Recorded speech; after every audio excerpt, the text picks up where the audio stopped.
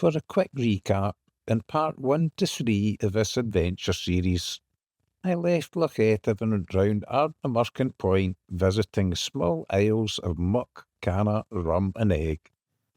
I then crossed to the mainland and explored the coastline from Arraseg to Ardnamurchan Point, where I then headed into Loch Sunart to spend my third night away.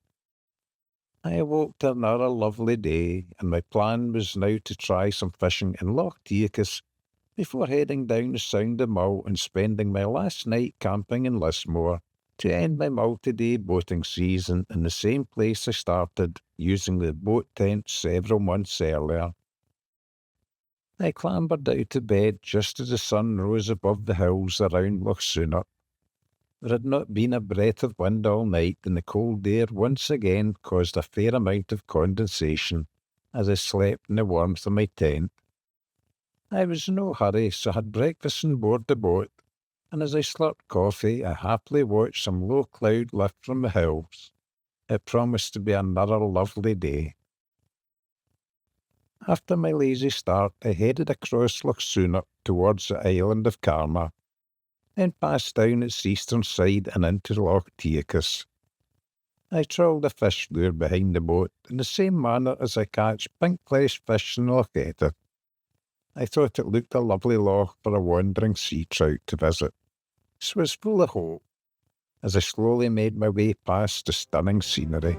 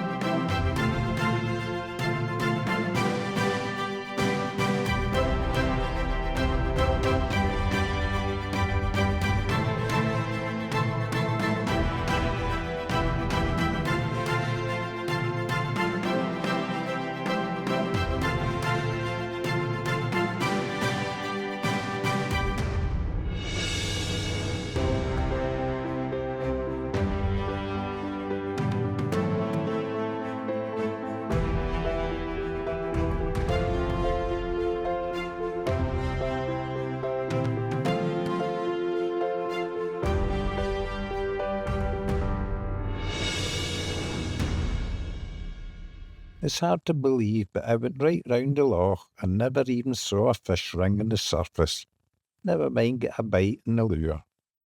I guess it was too bright a morning for the fish. There is a healthy population of seals in the loch, so I presume there also must be a healthy population of fish to feed them, and it was only me that didn't find the fish.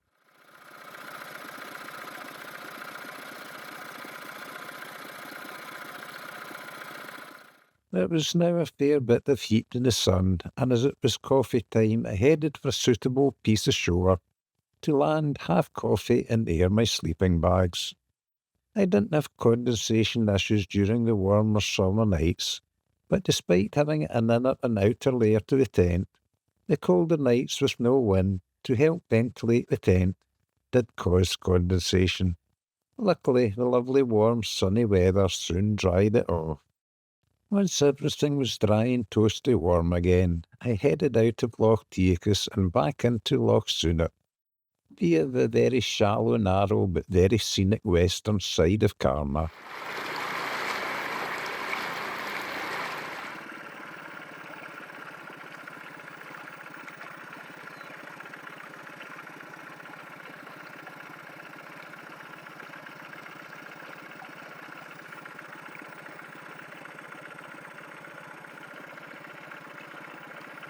I disturbed a pair of white-tailed eagles as I went through the channel.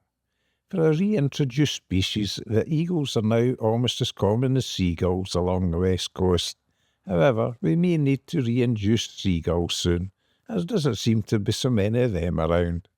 Perhaps the eagles have eaten them all. Having seen enough of Sunart, I headed for the Sound of Mull. The wind got up a little, but nothing to slow me down, so I enjoyed a pleasant journey through the Sound. I savoured the moment, knowing it would be next year before I travelled its length again.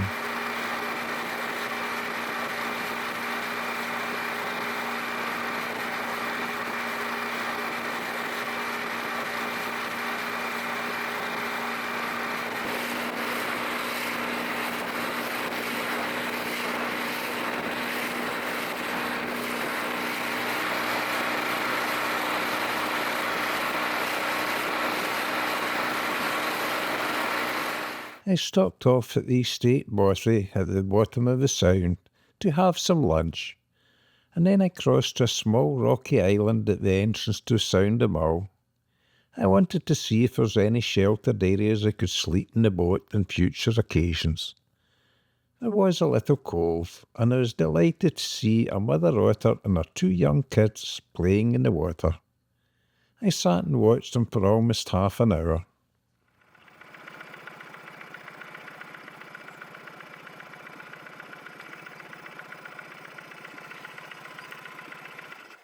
It was obvious Mum could sense my presence by the outboard noise, but as otters have poor eyesight, she couldn't see me, and the wind was blowing towards me, so she couldn't smell me either.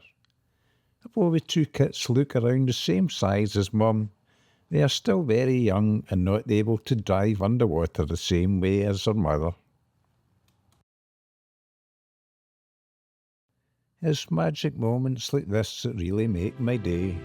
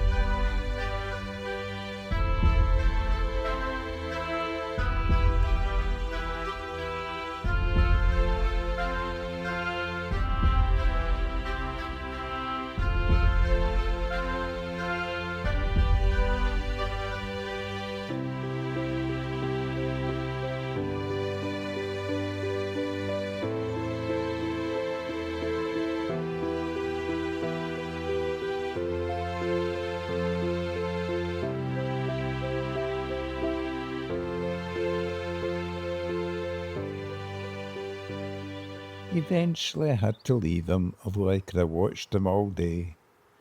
And that's when I noticed someone else had been watching them, so perhaps it's just as well I waited so long.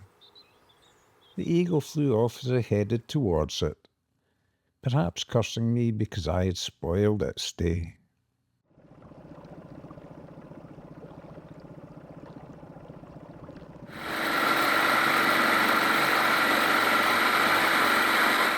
Heading out the Sound of Mull, I turned into a super smooth Loch Lunny, and started to follow the remote Morven coastline. The tide was full out, and I was boating in around 15 feet of water above the kelp beds. Having been so lucky seeing the otters and the eagle, I wondered if my luck would hold enough to get a pink-fleshed fish for supper, so I towed a lure behind the boat.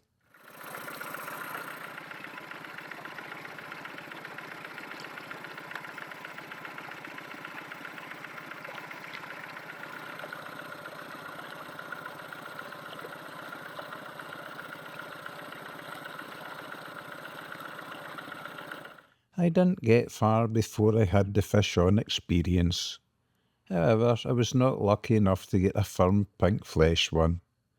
I got 4 soft-fleshed, watery-tasting pollock, all within a few moments of each other. I'm not a fan of pollock flesh, so returned them for those who might enjoy eating them. Then put my rod and lure away so I wasn't tormenting them any more, or disturbing such a beautiful day. It's not often I get to see the Morven coastline in such wonderful weather.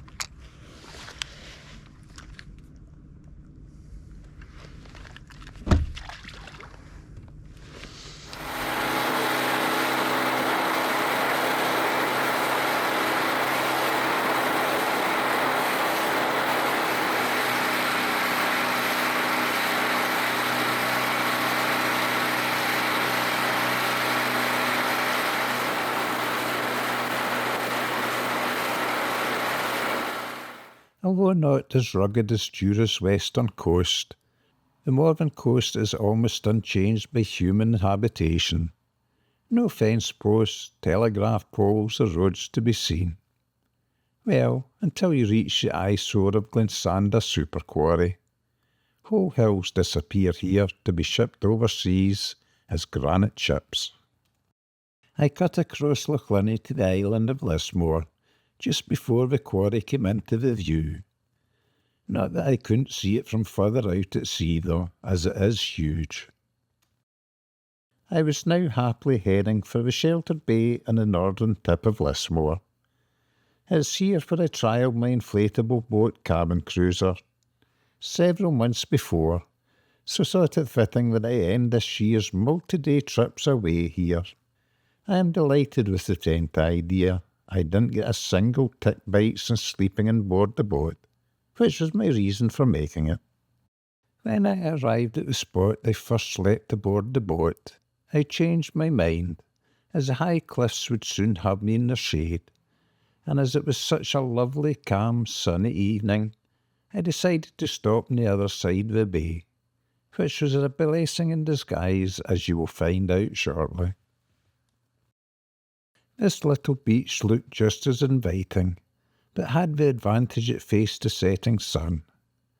I landed and enjoyed a well-earned tin of gravy before making my supper, and as I hadn't caught any fish worth eating, I made do with a tin of mince with some ready-cooked rice mixed into it.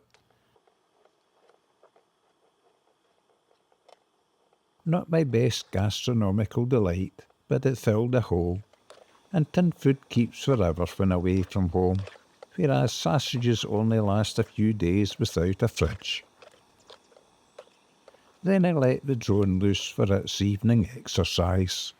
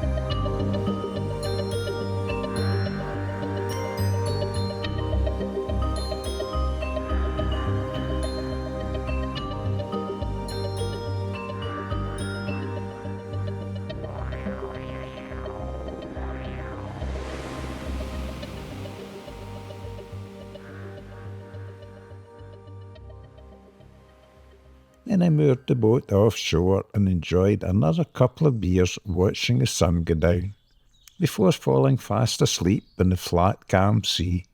I think I was only asleep for an hour before being awoken by a rising wind. It was the noise of the boat tent flapping madly that awoke me. Luckily, the wind was from the north, so I was still in the shelter of the shore, so the sea remained smooth enough. I imagined the original place I was going to moor would have been quite exposed and rough. The wind was so strong.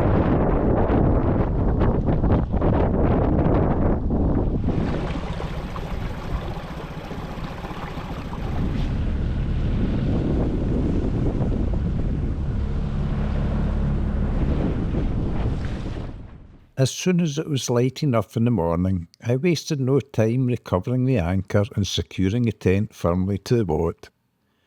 I knew that as soon as I left the shelter of the bay, I would be exposed to the wind and waves, and I'd be heading straight into them, so expected to get wet. Going south and running with the sea behind me wasn't an option, as I now get involved with the strong tides to the south of Lismore. So there was nothing else for it but battle my way round the top, knowing I would reach more sheltered waters on Lismore's eastern side. I used the GoPro camera for going round the north of the island, as it's waterproof but its wide-angle lens flattened the waves. It was very much a Force 5 sea conditions.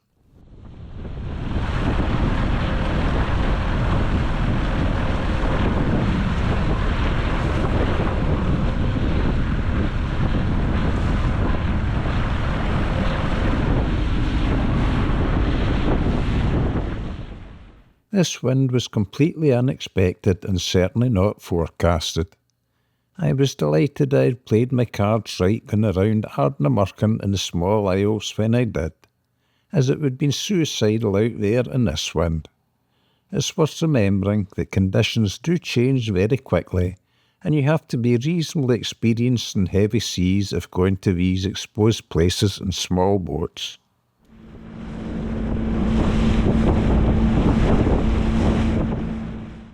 Once round the top of Lismore, I expected a smoother journey with the waves behind the boat.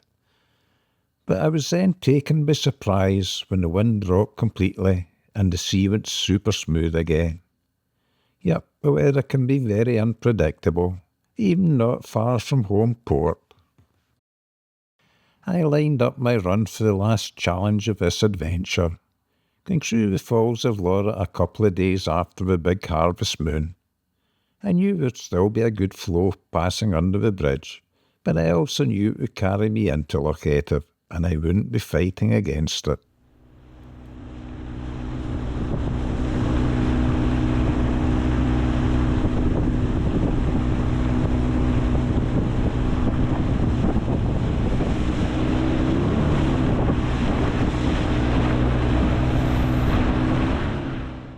And finally I was home.